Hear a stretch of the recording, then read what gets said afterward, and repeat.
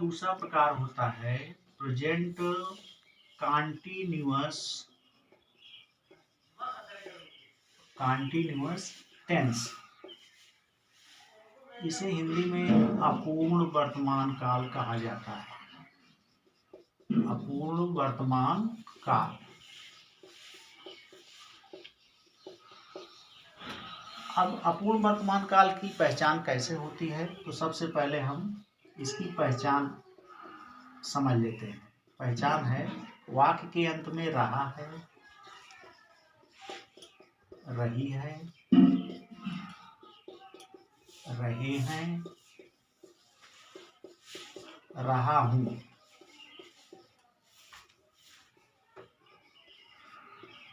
जैसे शब्द आते हैं।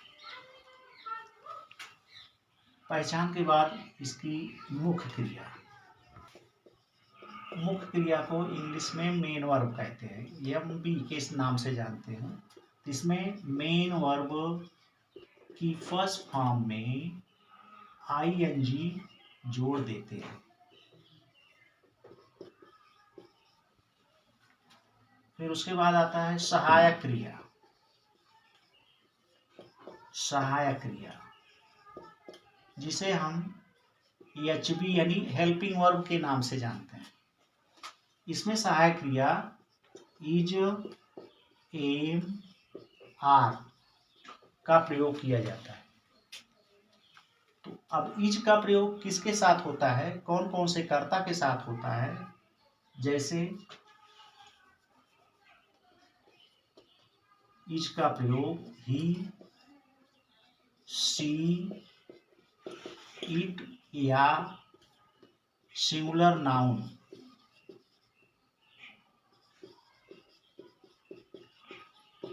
के साथ होता है। दूसरी हेल्पिंग वर्ब है एम। एम का प्रयोग आई के साथ होता है। तीसरी हेल्पिंग वर्ब है आर। आर का प्रयोग सब्जेक्ट यू, वी, दे या प्लूरल नाउन के साथ किया जाता है।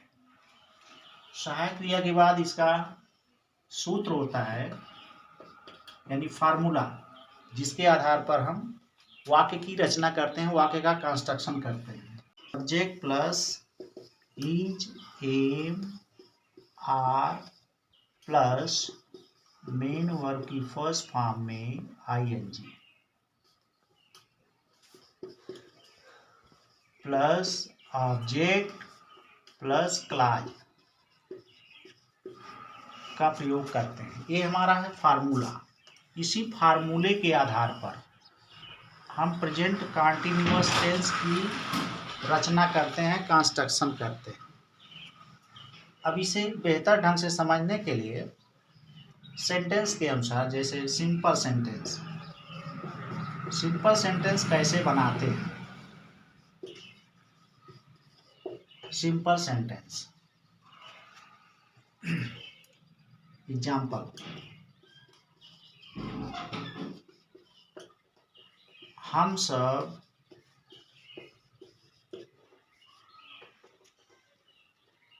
मैदान में खेल रहे हैं।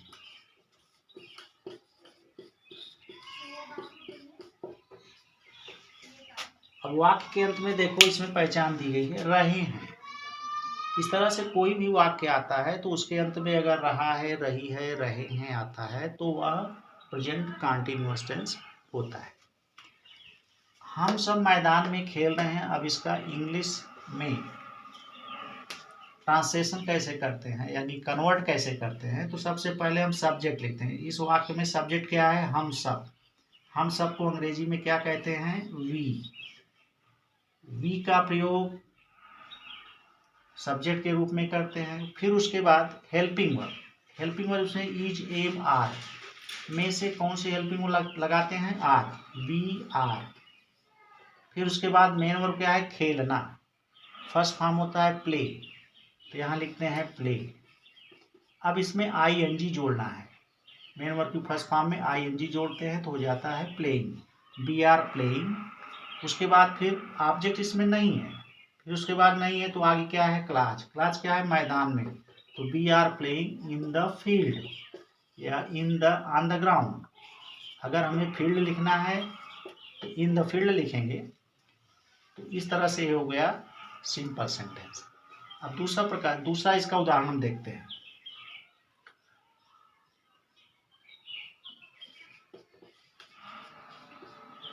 बहुत से विद्यार्थी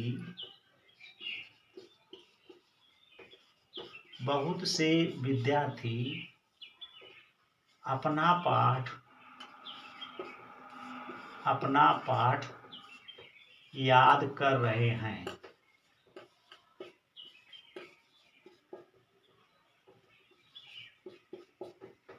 अब इसमें वाक्य का सब्जेक्ट क्या है, बहुत से विद्यार्थी, तो इसमें लिखेंगे मेनी स्टूडेंट्स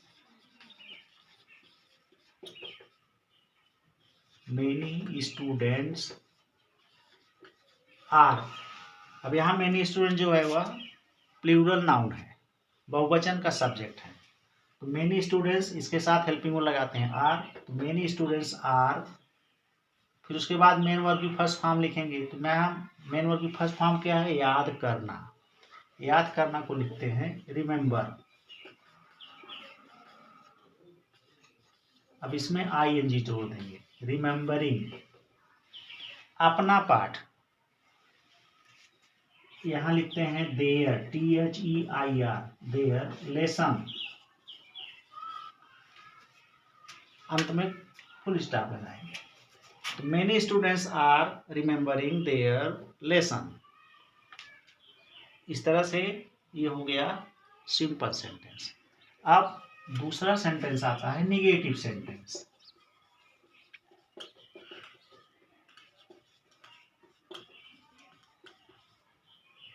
अर्थात नकारात्मक वाक्य या निषेधात्मक वाक्य। निगेटिव सेंटेंस बनाना बहुत आसान होता है। निगेटिव सेंटेंस में सिर्फ नहीं का प्रयोग, जब वाक्य में नहीं शब्द आता है तो उसके लिए नॉट शब्द लगा देते हैं। और इसका प्रयोग कहाँ करते हैं, नॉट का प्रयोग हेल्पिंग वर्ब के तुरंत बाद। जैसे राम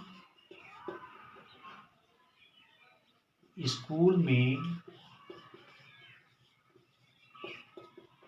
नहीं खेल रहा है। राम स्कूल में नहीं खेल रहा है। अब इसमें नहीं शब्द है तो एक इस टाइप का सेंटेंस हो गया निगेटिव सेंटेंस। अब यहां सब्जेक्ट क्या है, राम।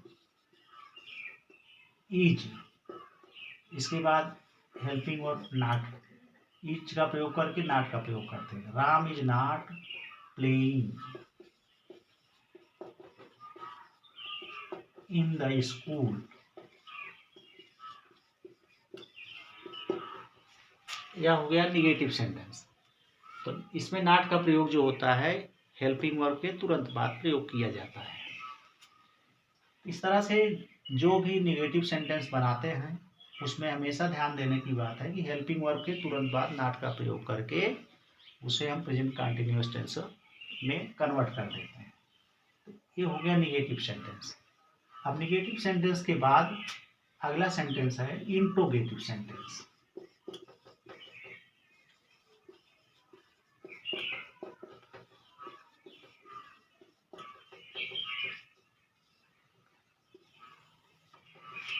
इसे हम प्रश्नवाचक वाक्य कहते हैं। इसमें भी वही पद्धति सिस्टम है, यस नो टाइप से या WS टाइप से, दोनों प्रकार से हम इसको सीखेंगे। तो पहले हम यस नो टाइप के आधार पर इंट्रोगेटिव सेंटेंस सीखते हैं। तो जैसे क्या मेरी माँ रसोई घर में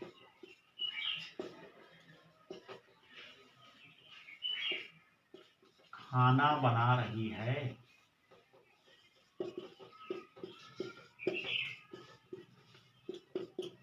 इसमें क्वेश्चन मार्क लगाते हैं। क्वेश्चन मार्क से ही यह ज्ञात होता है कि दिया गया सेंटेंस इंट्रोगेटिव सेंटेंस कहलाता है।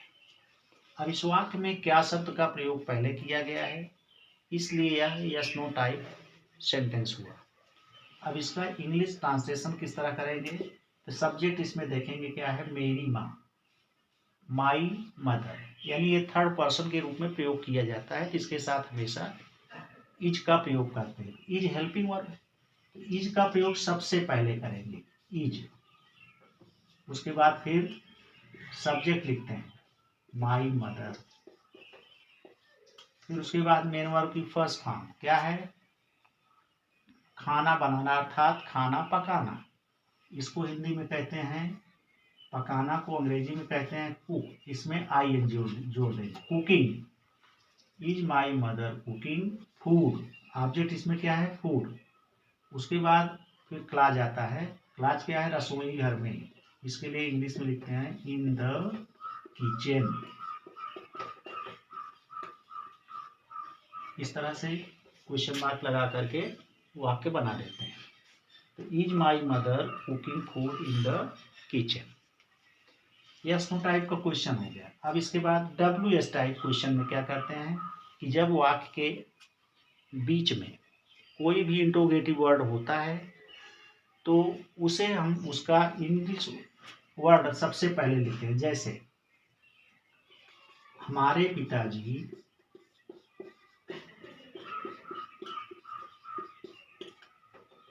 आज दिल्ली क्यों जा रहे हैं,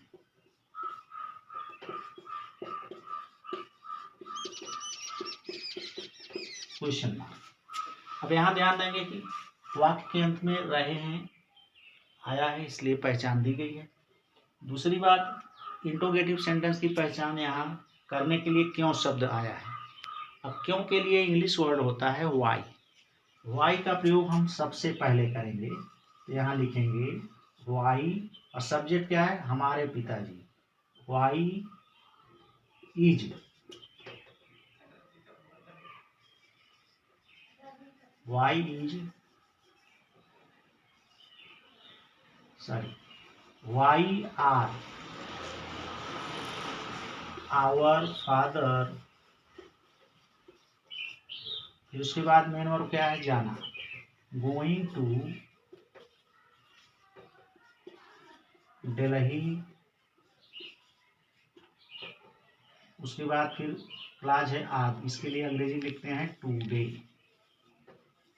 अब इस तरह से डब्ल्यू एस टाइप क्वेश्चन हुआ, why are our father going to Delhi today, question mark. इस तरह से यह इंट्रोगेटिव सेंटेंस हुआ, यस नो टाइप का और डब्ल्यू एस टाइप का।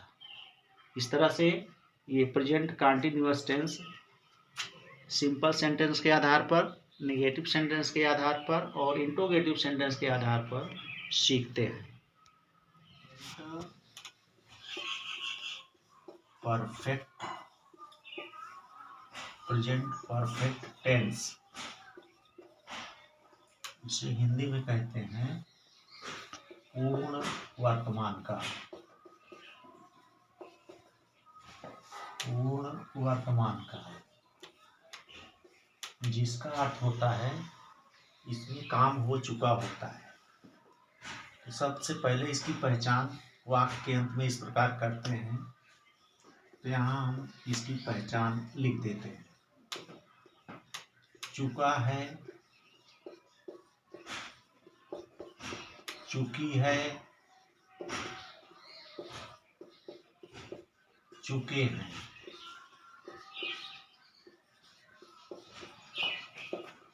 चुका हूं।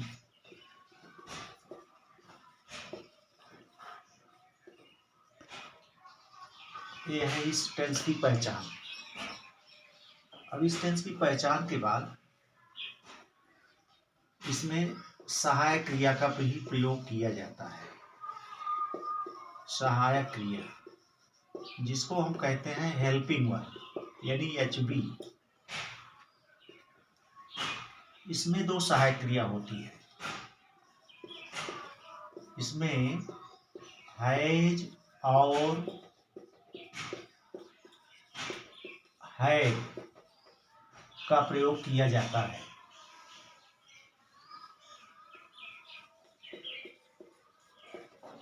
का प्रयोग होता है,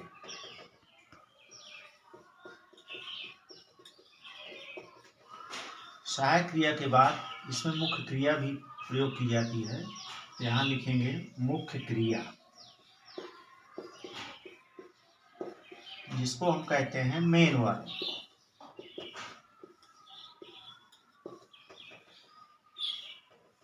मेन वर्ब की थर्ड फॉर्म का प्रयोग किया जाता है।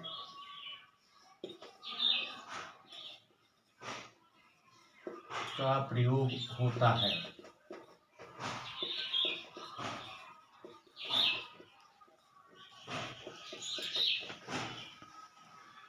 मुख्य क्रिया के बाद इसका स्ट्रक्चर है यानी फार्मूला है subject plus has oblique have plus main verb की third form plus object plus clause. ये है इसका स्ट्रक्चर यानी सूत्र। अब इसके बाद इसे हम अधिक समझने के लिए सेंटेंस सिंपल सेंटेंस साधारण वाक्य के आधार पर समझेंगे।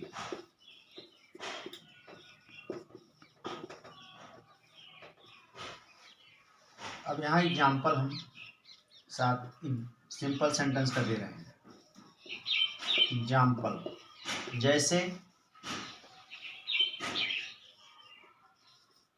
वह निबंध लिख चुका है, वह निबंध लिख चुका है।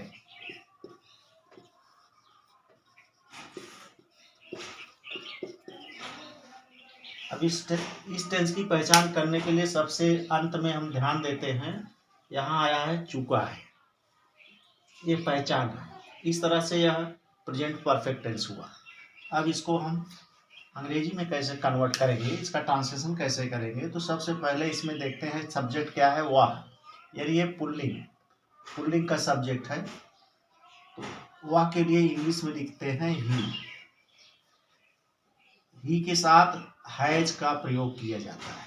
ही हैज लिखना, राइट का third form written, he has written. उसके बाद फिर ऑब्जेक्ट का प्रयोग करेंगे। ऑब्जेक्ट क्या है, निबंध। इसके लिए इंग्लिश में लिखते हैं इससे, ही हैज रिटेन इससे। इस तरह से यह सिंपल सेंटेंस हुआ। अब इसमें ध्यान देंगे कि इसमें दो हेल्पिंग वर्ब है, हैज और है। तो हैज का प्रयोग किसके साथ होता है, यहाँ पर ध्यान देंगे। हैज का प्रयोग ही, सी, इट या एक वचन संज्ञा के साथ होता है।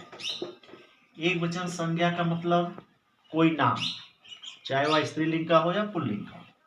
तो ये हो गया हैज का प्रयोग। अब दूसरी हेल्पिंग वर्ब है हैव। हैव का प्रयोग आई, यू, वी, दे या बहुवचन संज्ञा के साथ होता है। बहुवचन संज्ञा के साथ होता है। इस तरह से हैज और हैव का प्रयोग किया जाता है। जैसा कि मैंने पहले एग्जाम्पल में बताया, युवा निबंध लिख चुका है, यहाँ पर सब्जेक्ट है ही, इसलिए इसके साथ हैज का प्रयोग किया गया। तो ही हैज रिटेन इससे। अब दूसरा एग्जाम्पल देखेंगे।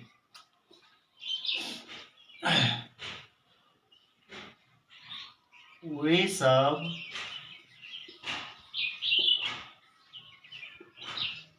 कहानी याद कर चुके हैं। वे सब कहानी याद कर चुके हैं। अब यहाँ पर वाक्य के अंत में चुके हैं आया है, इसलिए इसकी पहचान स्पष्ट है। अब इसका ट्रांसलेशन करेंगे तो इसमें सब्जेक्ट है वे सब। वे सब के लिए सब्जेक्ट लिखते हैं प्रोनाउन दे। अब दे के साथ हेल्पिंग वर्ब हैव का प्रयोग किया जाता है, दे हैव। मेन वर्ब क्या है इसमें, याद करना। याद करना को लर्न भी कहते हैं, रिमेम्बर भी कहते हैं, दोनों क्रियाएं प्रयोग कर सकते हैं। इसका थर्ड फॉर्म तो यहाँ हम लिखते हैं रिमेम्बर्ड, थर्ड फॉर्म हो गया रिमेम्बर्ड। अब उसके बाद ऑब्जेक्ट है कहानी, तो इसके लिए लिखते हैं story, they have remembered story. ये हो गया सिंपल सेंटेंस। अब इसके बाद निगेटिव सेंटेंस कैसे बनाते हैं, यहाँ हम लिखते हैं निगेटिव सेंटेंस।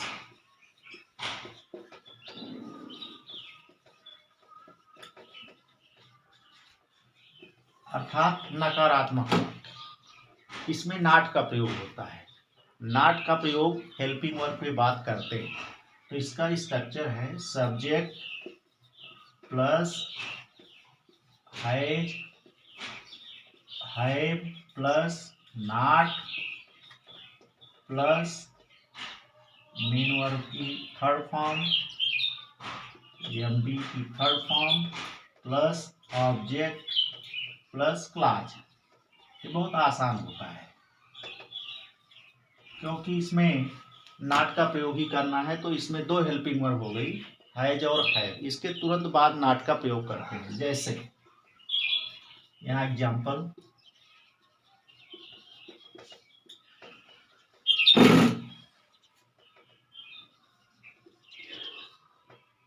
मैं पुस्तक नहीं पढ़ चुका हूं।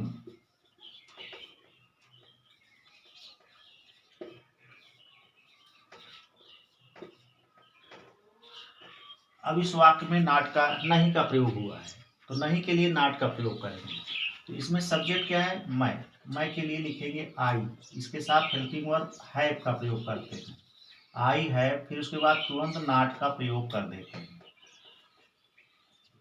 पढ़ना, रीड का थर्ड फॉर्म रेड होता है, I have not red a book. इस तरह से जितने भी निगेटिव सेंटेंस बनाए जाते हैं, हेल्पिंग वर्ब के तुरंत बाद नॉट का प्रयोग करते हैं। तो ये हो गया negative sentence. Interrogative sentence, interrogative sentence प्रश्नवाचक वाक्य,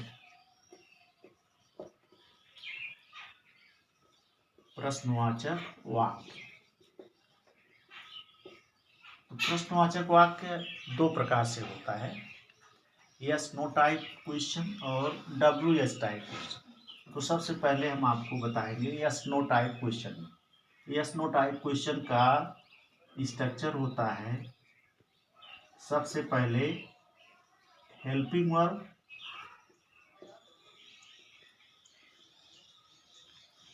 plus subject plus main verb की third form plus object plus clause. ये है यस नो टाइप सेंटेंस का स्ट्रक्चर। अब इसका एग्जाम्पल, जैसे क्या मेरी माँ फूल तोड़ चुकी है, फूल तोड़ चुकी है। अंत में क्वेश्चन मार्क लगा देते हैं। यही प्रश्नवाचक वाक्य की पहचान है। इसमें देखें क्या शब्द वाक्य के प्रारंभ में दिया गया है, तो इसके लिए हम व्हाट का प्रयोग नहीं करते, बल्कि इसकी जगह पर सब्जेक्ट के अनुसार हेल्पिंग वर्ब का प्रयोग करते हैं। तो इसमें सब्जेक्ट है मेरी माँ, इसके अनुसार हेल्पिंग वर्ब हैज का प्रयोग सबसे पहले करेंगे। उसके बाद क्या लिखते हैं, सब्जेक्ट माई मदर, फिर उसके बाद क्या लिखते हैं, मेन वर्ब की थर्ड फॉर्म। मेन वर्ब की थर्ड फॉर्म क्या है, तोड़ना, इसका होता है प्लग, PLUCKED, प्लग। फिर उसके बाद फिर ऑब्जेक्ट लिखते हैं, ऑब्जेक्ट क्या है, फूल, यहाँ लिखेंगे फ्लावर्स। अब इसके बाद इसमें कोई अन्य शब्द हिंदी में नहीं है जो क्लास के अंतर्गत आता है, तो नहीं है तो लास्ट में क्वेश्चन मार्क लगा देते हैं। अब ये इंट्रोगेटिव सेंटेंस यानी यस नो टाइप का सेंटेंस हुआ। Has my mother plugged flowers. दूसरा एग्जाम्पल, क्या हम सब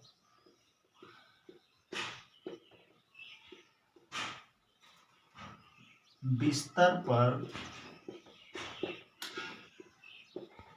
सो चुके हैं?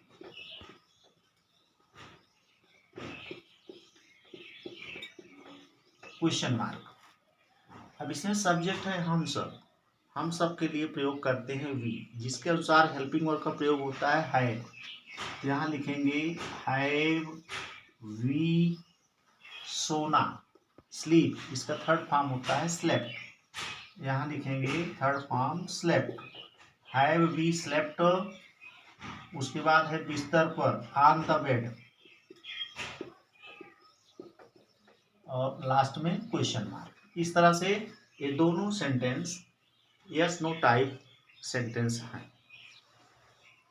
अब इसके बाद अगला इसमें प्रकार है डब्ल्यू एस टाइप, अर्थात जो डब्ल्यू एस जैसे इंट्रोगेटिव वर्ड से वाक्य बनते हैं। टाइप सेंटेंस का स्ट्रक्चर होता है W H plus helping verb have plus subject plus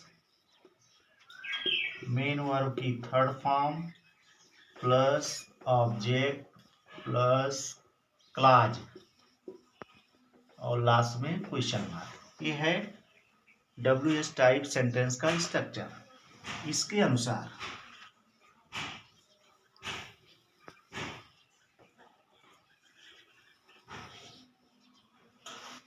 जैसे मोहन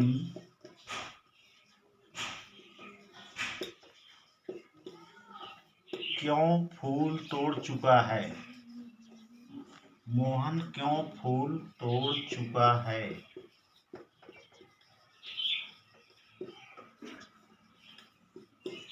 अंत में क्वेश्चन मार्क। अब इसमें क्यों शब्द जो है यह डब्ल्यू एस टाइप यानी प्रश्न पूछने का काम कर रहा है, तो क्यों के लिए हम वाई का प्रयोग करते हैं।